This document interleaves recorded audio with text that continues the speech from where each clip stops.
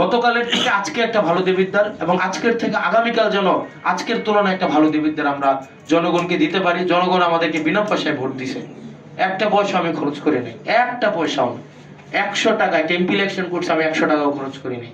তো সুতরাং আমার দায়বদ্ধতা হচ্ছে দেবিদ্বারের মানুষের কাছে, যে ভোট দিছে তার কাছে, যে ভোট দেয় নাই তার কাছেও। এবং আমি আমার সর্বোচ্চটা দিয়ে, আমি শতভাগ দিয়ে, আমি সব নাগরিকের জন্য একটা নাগরিক বান্ধব দেবিদ্বার গড়ে তোলার জন্য আমি চেষ্টা করব।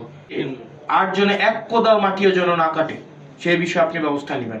টোটাল 5টা পয়েন্টে মাটি কাটা হয়, এই 5টা পয়েন্টের একটা পয়েন্টে যেন আজকে থেকে, গতকাল সাহস করে নাই, আজকে থেকে যেন 1 কোদাল মাটিও যেন না কাটে এবং না কাটা হয়।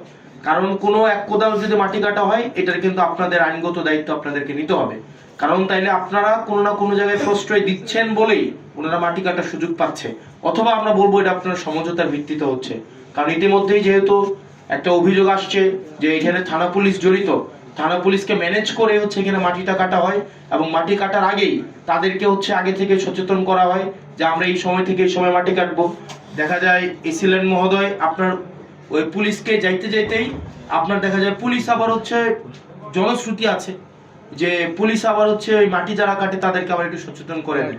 এখন আপনি 1 লাখ টাকা 2 লাখ টাকা যে জরিমানা করেন, এটা তারা ইনভেস্টমেন্ট হিসেবে ধরে নেয়। মানে তারা যখন মাটিটা কাটে, এই জরিমানার টাকাটা তারা এটাকে একটা ধরেই নেয় যে এটা আমার মানে অপচয় ব্যয় হিসাবে এটা যাবে। তো সেই জায়গা থেকে তাদের এই খরচটা তাদের গায়েই লাগে না।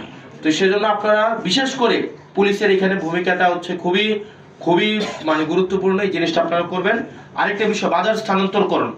আমি এখানে ইউনো মহোদয় এবং এসিলেন মহোদয়ের সহযোগিতা চাইবো। আপনারা যদি চান আজকেই আমরা ব্যবসায়ীদের সাথে কথা বলবো।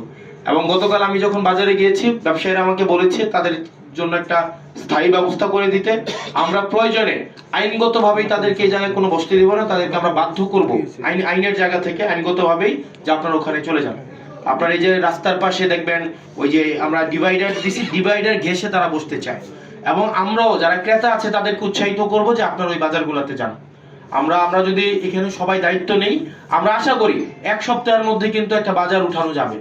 আমরা যদি চাই, আমরা ক্রেতার যদি প্রয়োজনীয়তা থাকে এবং বিক্রেতা যদি উপযোগিতা তৈরি করতে পারে, ক্রেতা অবশ্যই যাবে। সকালে তো আমার আম্মা আব্বারা, আমাদের চাচা চাচিরা বাজার করতে পুরান বাজার যাইতো, পুরান বাজারে ওই যে একদম এবং